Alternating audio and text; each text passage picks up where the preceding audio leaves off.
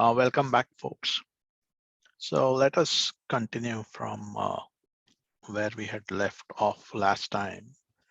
We had said that in order for us to be able to detect or study or concentrate, focus on a light that is very distant and very delicate, very subtle, we need to eliminate distractions. So we need to move to a remote place from where we can use a tool like a telescope to go and look at things.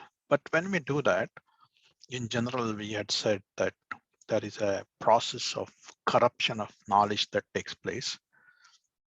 So let's go ahead from that.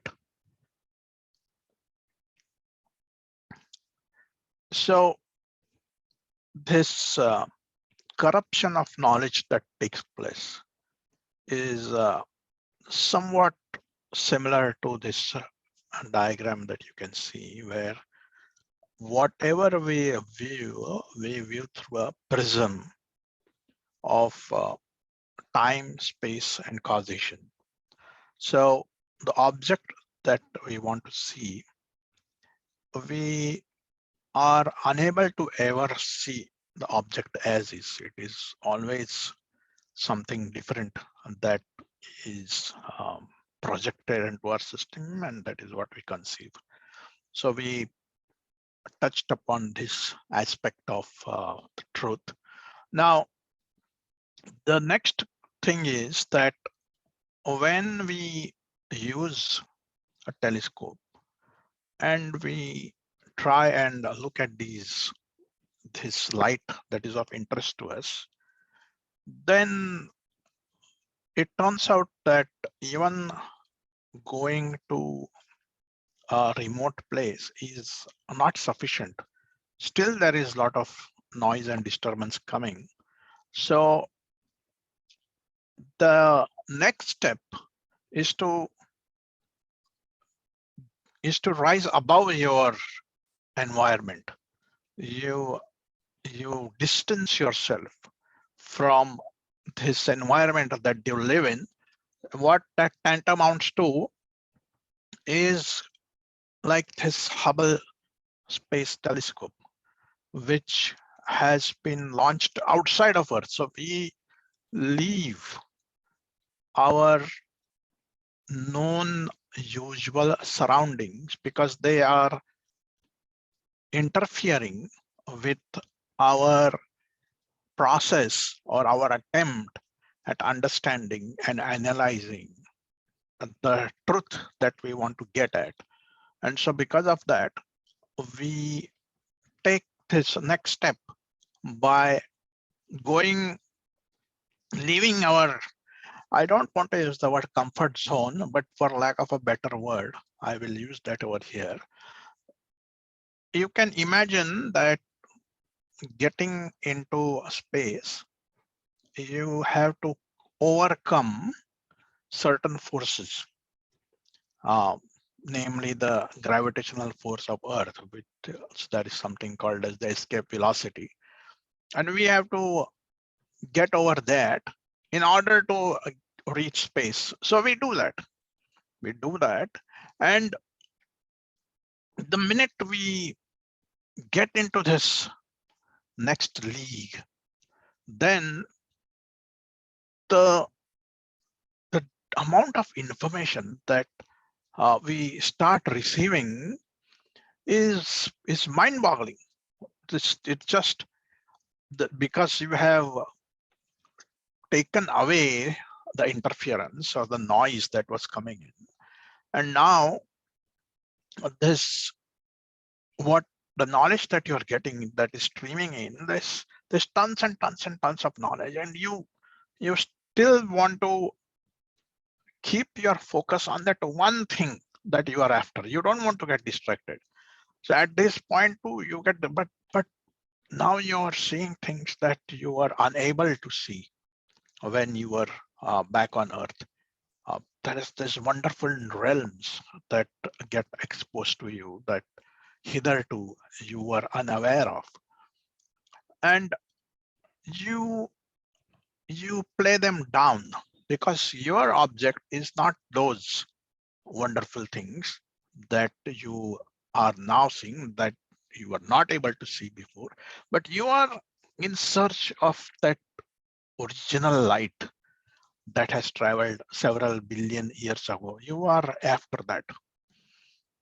So it turns out that even the proximity to Earth over here is something that bothers at this point and starts interfering in our search at this light. So this is, we are very close to tying up this analogy, this metaphor, to a process of meditation that takes place or that might take place in an aspirant, in a person who is desirous of knowing the truth in his mind.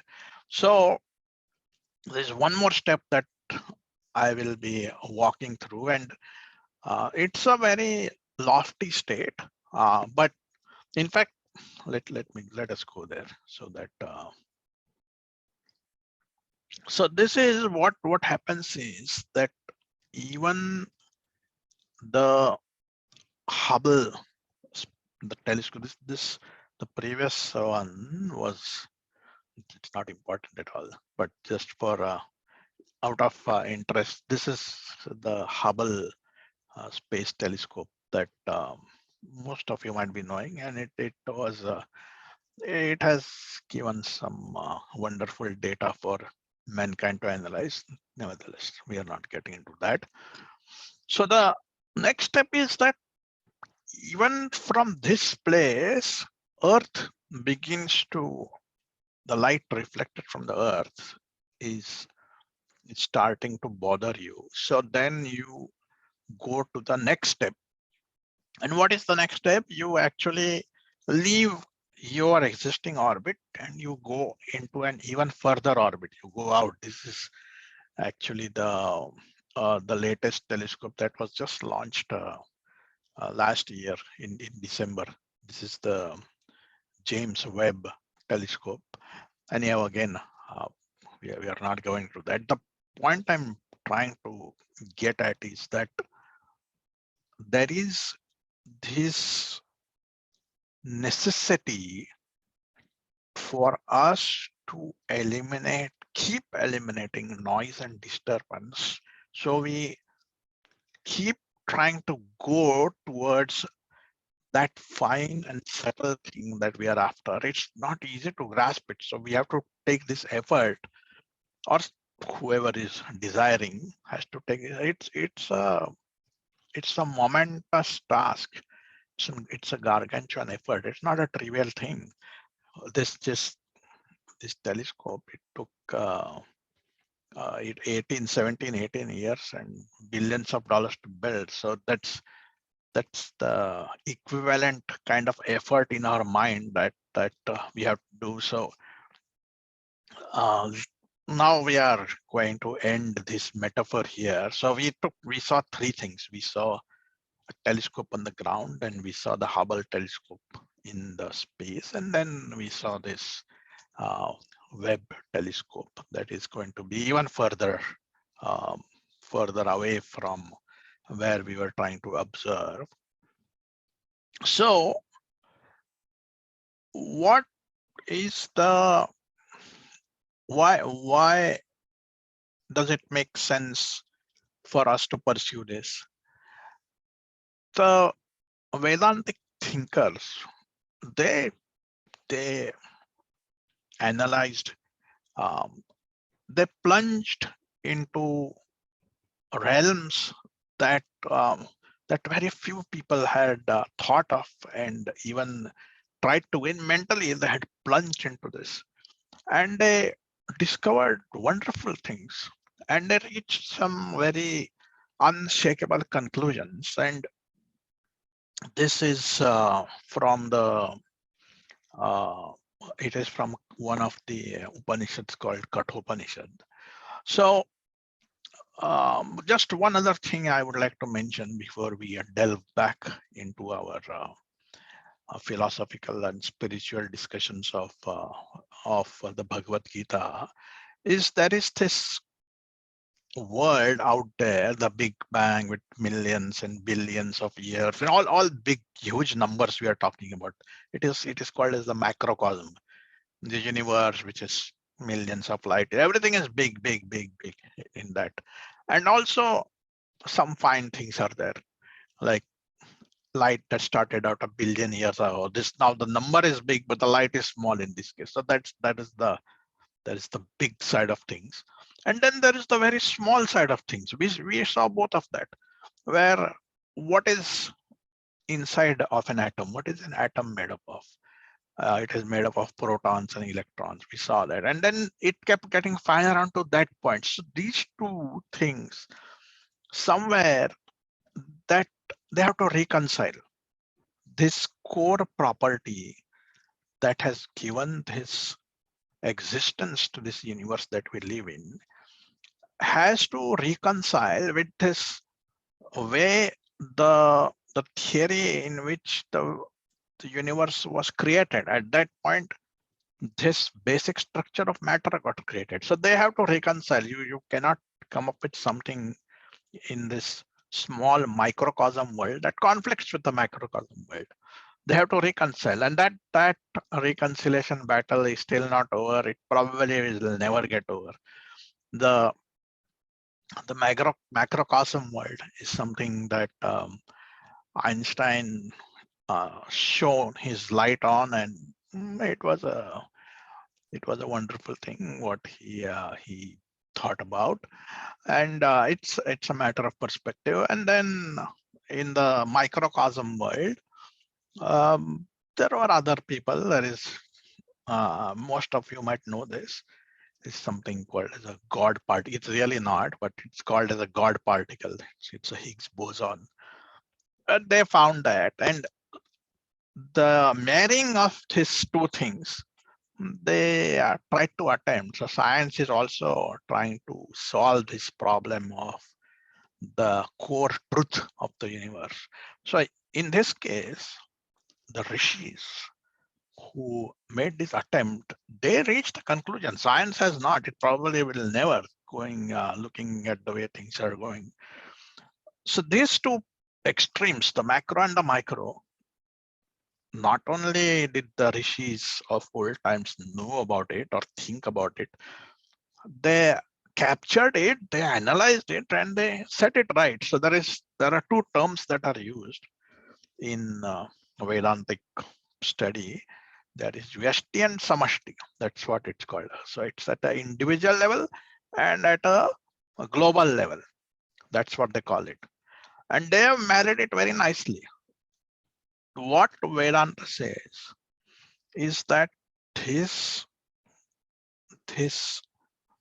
consciousness, which is there in each individual person, that we take for granted, that looks to be ordinary, is not only extraordinary, but it is the same thing that pervades the entire cosmos and that which created the entire cosmos. What for some other religions, this might sound like blasphemy. It will be sacrilegious to make such a comment. But it's this is like thousands of years back. To make this kind of statement, you cannot bring it out of thin air. They reach these profound, unshakable conclusions after very intense study, analysis, and experience. So this verse, Agniryaithayako bhuvanam pravishto rupam rupam pratirupo babhuva ekasthatha sarvabhutantaratma rupam rupam pratirupo bahischa. There is a next verse following this, which is similar to this. Vayurayithayako bhuvanam pravishto rupam rupam pratirupo babhuva ekasthatha sarvabhutantaratma rupam rupam pratirupo bahischa. What a grand statement to make. Today, this theoretical physicists who are quarreling among, quarreling is not the word, but trying to figure out this balance. The closest thing that comes is Stephen Hawking's string theory, which is unproven. I mean, at least in experimental perspective, is not proven. But the rishis, the scientists, these rishis is, you should not take this word and just throw out the baby with the bathwater, right? If you use the word, oh, he is talking of something that is, far-fetched and transcendental, and you need to believe in some supernatural thing to understand what he's saying, and just don't get into this. That's not, don't, Rishi is nothing but, he is if not equivalent, is a genius, a scientist who put his mind at work and discovered these laws, these spiritual laws. So the Rishi here, whoever has put forth his thoughts in this Upanishad, he makes this bold claim that this consciousness, this Chaitanya, that unfortunately I mentioned earlier as well, there aren't good words in any language. If you, this Chaitanya word, it doesn't have a good translation in English, and there are words in English that don't have good translation in other languages. Nevertheless, so this Chaitanya, this Chidatma that is there, that enlivens you. This is such a big mystery. You can go to anybody and they might say whatever they want, but this is a mystery. How life comes into existence, how it goes, it's a mystery. We don't know that. And the Rishi is making the claim that this life, its nature, and it's not that far-fetched if you think about it. The nature of this life that is in me is exactly similar to the nature of the life or Chaitanya or Chidatma that is in you, that is in some other person. We may not be able to say that about, the height of a man or the weight of a man, the thinking of a man, the sight of a man. Two people have different sights. So we look at a ball that is red in color, and then somebody else looks at it and he says that it's red in color, but what he calls as red and what I call as red, is it one and the same thing? It can never be proven. An individual, the way he perceives red is his view of the reality, as it were. And at least there is some kind of communication between me and this other person. So when I say red, he says red, and so I said, okay, let's agree, this is whatever this thing is, this color is, so we will call it red. And then we take one more red, and that's how, this is the deductive logic thing that is there. It's that there are so many theories in logic. We don't want to, it's there is a danger when you get into this logic thing, because it's somewhat it gives some kind of a pleasure if you start looking into all this logic thing, but it's a slippery slope. Nevertheless, so we say that this crow is black, that crow is black. Somebody has seen a crow some other places, they are black, and so all we make this statement that all crows are black. So this is one kind of a logic thing. There isn't there a white crow somewhere? Maybe there is an exception. That is an exception. So that kind of logic is there. But what the Rishi is saying here is that this vision or hearing, this, what happens behind that is this Chaitanya, and that is not different. There is no two thoughts about that or doubts about that. That this living thing that is there in one person is same as that in the other person. Now, for a common man, it is a giant leap to make a comment that this existence, this Chaitanya in one person and other person is one and the same. It's a very lofty topic, but they had found it and they have made very, very strong, reasonable, they have set forth strong reasons and shown really how this is possible. We might see a little of that going forward. Now, the point is that this this statement, by making this statement, they are also short-circuiting this effort that is going on. So there is no need to know both the things, right? If we are saying both the things are same, if this Big Bang and this subatomic particles, if they are one and the same thing, we don't have to look at both things. You know one and you know the whole world. That's what it is getting at. So one other thing, that the truth that is mentioned by the rishis, they have made several bold comments.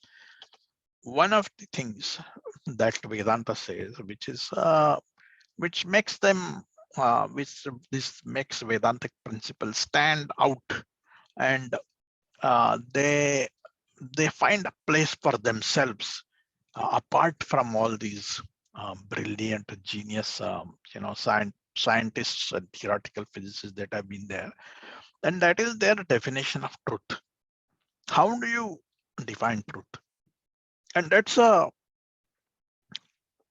very important stake to lay in the ground, because once we have that definition, then we will know what is not the truth. If you say that a square is a shape which has got all four sides same, once you have made this definition, then it's easy for us. When we look at a triangle, we see that it doesn't have four sides, so we dismiss it. It's not a square. We look at a rectangle, the sizes are not equal, when we dismiss it. We look at a circle, we dismiss it. So because we have a definition in place, we can do these things. So they claimed that the nature, the definition of this Satya is Trikala Badita Satya. That's the word they use. What does that mean?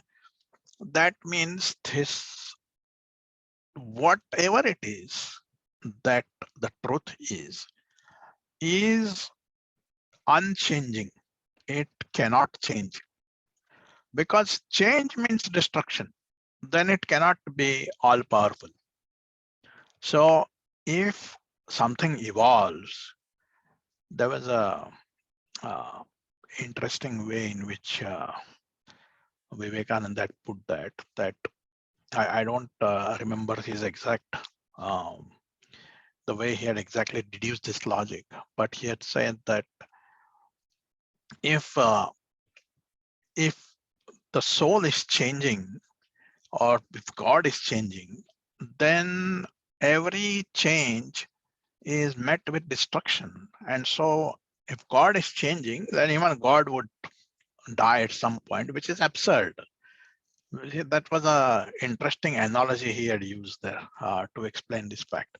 Nevertheless, the point again is the nature of the truth is it's one of the important things. So if something was not in existence and then it comes into existence and then it goes away, it doesn't fit in our definition or the Vedantic definition. There we just want to leave it at that. This is a very advanced topic, and we will get into details, some details of that sometime later. Now, I just want to touch upon one other scientific thing while doing that. So when we look at truth, the way people perceive it, scientists perceive it in one way, one person, a devotee perceives it is in another way, a non-dualistic thinker looks at it in another way. And so the same thing, we know the famous story of the elephant. There are these blind people, and there is the elephant, and then they go and touch him, and then each one is saying that he's like a pillar, the guy who touches the feet of the elephant, and so on and so forth. We know that story. This is slightly different. Now, the scientific world, we don't want to get too much into it, but they are trying to figure out what gravity is. They have not yet been able to. It's a very tricky thing. And we also, this is not a class in physics, so obviously we are not getting into it. But the point that I want to talk about is the perspective. So the question that Newton asked, again, Newton must have been thinking about it all the time. It's not like, and we don't know really if an apple fell or not, but just let's go with that story. So he asked the question is why did it fall down? So what is pulling it? So he was obsessed with this question, or he was struck with this question, and it dawned upon him that there is a force that's pulling. And then the rest is history. He came about with all the things, and we know what happened. And then there were mathematical equations, and then people used it, and they were able to prove that there is indeed such a force and all that. Now, when Einstein comes along, the same thing is happening. There is an apple that's falling, but he is asking a different question, or he is looking at it in a different way. And he is saying that something is pushing it down. It's this Newton said it's pulling. This guy says it's pushing.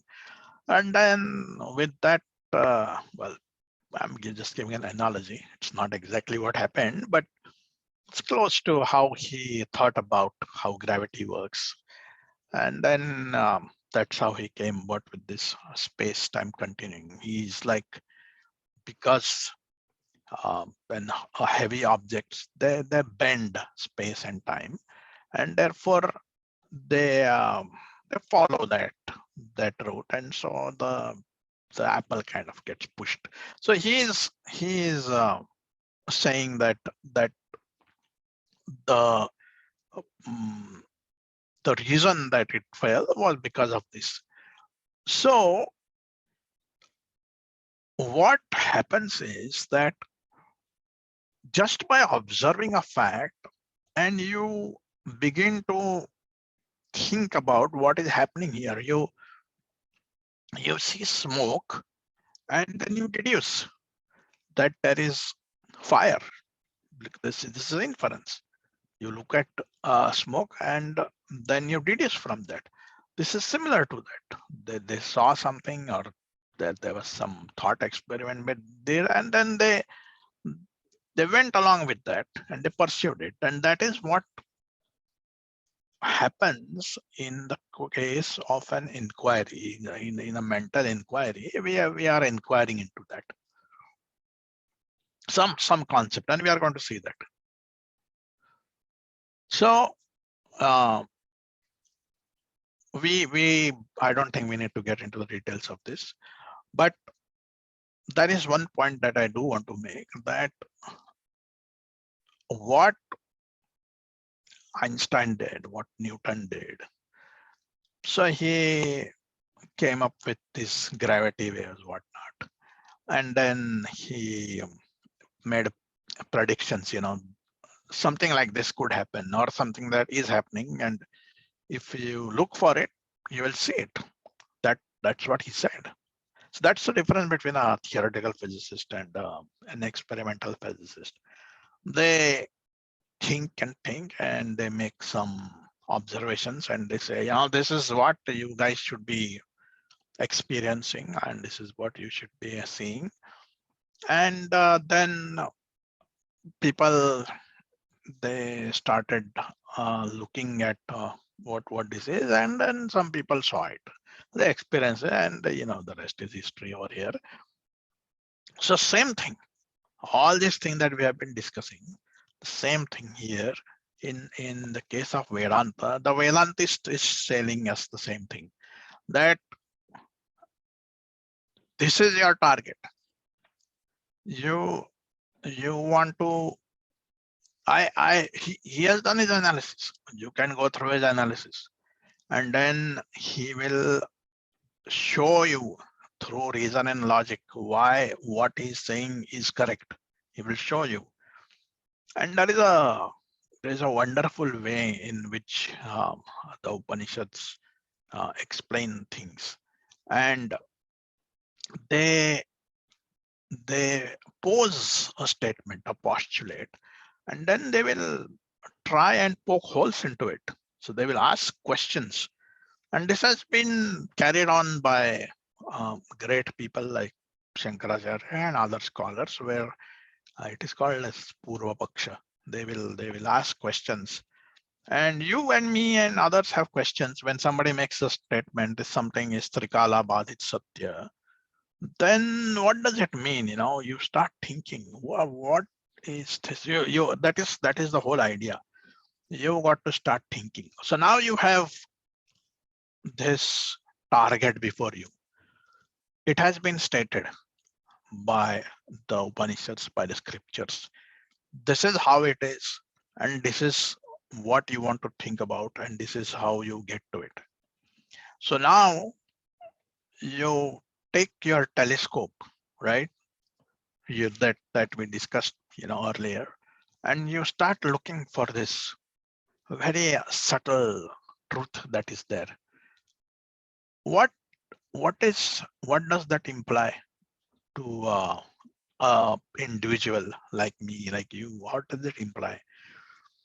This is what meditation entails. The tool that you have at hand is your mind. That is your telescope, and you want to direct that inside of yourself, and you want to see what is this source of life, what is this Chaitanya, what is it? So you start looking at that. So you have this telescope, and you're trying to look at this very subtle things that are happening far away in the cosmos. Same thing you're doing here. You take your mind and you are trying to look inside, and what happens, just like in that, the first thing of course is that you try to look for it in the daytime, and nothing is visible because the sun is glaring at you. You can't see anything. Same thing happens here. Here, that is what Bhishma, Drona, all these things in our life. Bhishma is representing all this family tree. Don't take it in the wrong way. We are not, the Bhagwad Gita is not asking you to chop everything. Even if you try to, you will not be able to. It is not possible. But that the looking into the sky, into the night, basically eliminating the noise, eliminating the disturbance. That is what meditation is. You eliminate, you keep purifying. That's what you're purifying your process. You are eliminating the noise. See, when you purify something, if you are given water and you say purify this water, what do? You don't add anything to it, right? Any substance, anything you want to purify, you don't add, you remove things so that it becomes more pure and pure and pure, and until it comes to a point which we'll not get into because that's a whole different topic. But the essence of the thing is that we are given this target and you are asked to think upon it. And it could happen not just in Vedanta and philosophy, it can happen even in your regular study when you are studying economics or biology or whatever it is you're studying. You're You're focusing. You keep the distractions out. You're focusing on the thing. So in this particular knowledge that we are talking about, the focus is on the spiritual knowledge, and what is the first biggest disturbance that is there? That is all our close relationship with the world and the family and all that. And Bhagwad Gita and Mahabharata, for that matter, they are so smart that that is the reason why they do not get rid of Bhishmacharya. You cannot. You have to pin him down with the arrows. Arjuna pins him down. For those who know the story of Mahabharata, he is there, but he's pinned down. So this telescope, you don't use it in the daytime. You use it in the night time. So you take your cognitive power, you take your willpower, you take your brain, and you start thinking around this, and you concentrate, you focus. There are several meditative techniques, but in general, this is what you are doing. You are purifying this process of trying to get to what it is that you are trying to get to. Several sessions back, I had made a comment about how knowledge takes place. And this is again a fundamental truth of Vedanta, and it takes place through I'm going to make the statement, but I'm going to qualify it that it can have a slightly different repercussion, different meaning to it. But there is a metamorphosis that takes place when the mind it becomes the object that it is trying to understand. Knowledge takes place. That was the theory. So here we are doing this target practice. So the first thing we do is we eliminate all these big things. It's kind of easy because we see them. It's not easy, but kind of, because at least we see that this is a distraction for me. So you take that out, and then you start thinking about whatever it is that we want to think about. And then the same thing happens. Then you begin to discover other things that are distracting your focus, your attempt at concentrating and focusing to discover this one thing that you are after. Sometimes you're not even clear what is it that you're after, but one keeps focusing on it. You're trying. It's like you have got something that is wrapped, gift wrapped into several layers. So you open one layer, there's another layer, and then you open that, and you open that. It's like you're opening. Now there is one question that can obviously come up, and these questions are answered time and again in the Bhagwad Gita by Shankaracharya on their great teachers, that I keep opening, I keep doing this, and what happens if nothing is there at the end of it? So that question will be answered. So we will do that. But right now we are peeling the layers of the onion, and for that we need focus, we need concentration. Okay, so the telescope is our mind, that is our tool, and we are turning it. Where are we turning it? Inside, right? So that too, it has been in the same Kathopanishad. It says Paranchikhani Vitrunat Swayambhu. Paranchikhani Vit. The senses are facing outwards. That's what it says. Swayam Paranchikhani Vitrunat Swayambhu. Tasmat Paran Paschati Nantaratmanam. Therefore, you only see outside things, right? This telescope that we have, the mind, it's just looking at things outside. Paranchikhani Vitrunaswambhu. Tasmat Paran Paschat. Tasmat, therefore we see outside. Tasmat Paran Paschati. Na Antaratmanam. Not what is inside. Paranchikhani Vitrunaswambhu. Tasmat Paran Paschati Antaratmanam. Kachit Dhiraha. Some wise man. Kachit Dhiraha Pratyagatmanam Aikshatavrutta Chakshu Amritatvaichen. He turned his sight inside, and he began to look what is inside. That is it's exactly what we are saying over here. He started thinking about what is inside. Einstein started work on space continuum. Our friend Newton started thinking about gravity. These rishis, they started thinking about what is it that enlivens us. They started thinking about that.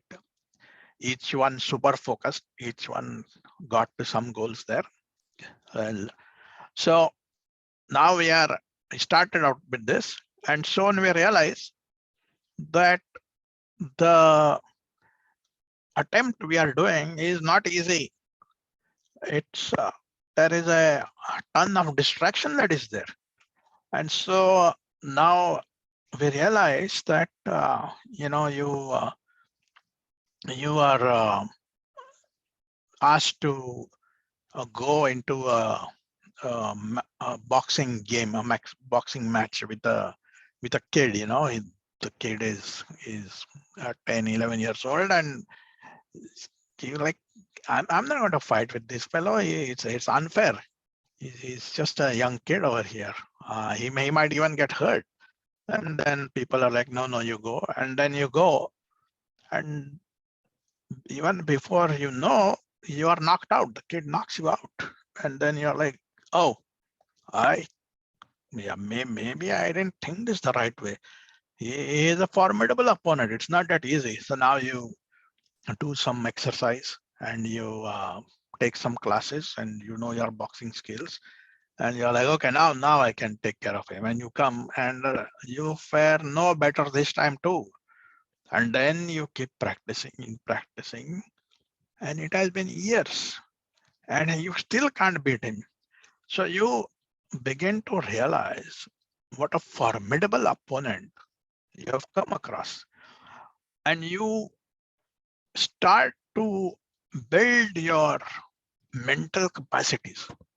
So you begin to focus on it, these distractions. You try and eliminate them and they come back. You eliminate and they come back. It is such an incessant, relentless flow of thoughts. This light that we are trying to look at, this light that we are trying to observe in a telescope, this are a special kind of thought in our mind. And all the light that is there in this cosmos, all the light in the background, these are all these thoughts teeming through our mind. This is all filled with light, and our mind it's filled with thoughts, and we are after one particular thought, and this thought is lodged somewhere on which there are piles of other thought, and you are trying to take them out. Even before you pull some of these thoughts out so you can look at what is inside, and you think you have done it, they go somewhere else and they come back. Before you know, they have again come and reoccupied their space. And at first you think that this is not that difficult, or maybe something happened by fluke, they came back, and then you now start to take it seriously. And this time you keep a watch and you throw them out, and then you're watching them. This blue, red, and green ones, I can see they're coming back. So you throw them out, but now you're watching around. Are they there? And they still come. Slowly you realize they are so difficult to get rid of. And you keep doing this, and something that you thought was a matter of hours, weeks, months, it has been years. It has taken you a whole lifetime to get to where you want to. And you get what? After all this, you get frustrated. That's what happens. The things that have been told to you, you are not able to get to it. And you begin to doubt, is there even such a thing? And one might take it lightly and say, yeah, you know what, whatever these guys are saying, maybe this guy did it. Who knows whether what he said It might be a one-off shot, and he might be thinking that what he said is true or all that. And so you just make a lukewarm attempt and you just give it up. And somebody else takes it seriously, and they try for a little longer length of time. And then someone else takes it very, very, very seriously. He has complete faith and he says, I will do it. And this guy tries and tries, and he fails. And he is wondering, what is it? Do I not have enough faith? Why is it that I'm failing? Maybe I did this wrong. And he spends another year trying to fix that. And then he tries and doesn't work. And then he tries something else. And for him, he has given up everything. And for him to fail is not like this other person who has made a lukewarm attempt and failed. For him, it's not a big thing. But for somebody who has given up his whole life and then he finds that he's failing, it is a terrible thing. He is so much in despair. And this is the condition of Arjuna at the start of the second chapter. He is this guy who has given up his whole life to try and get to this, and he has been failing, and he's exasperated and he is frustrated. And this is the chapter that starts the Bhagwad Gita. And we'll start with this next time. Thanks for listening, and we will meet next time. Thank you. Bye.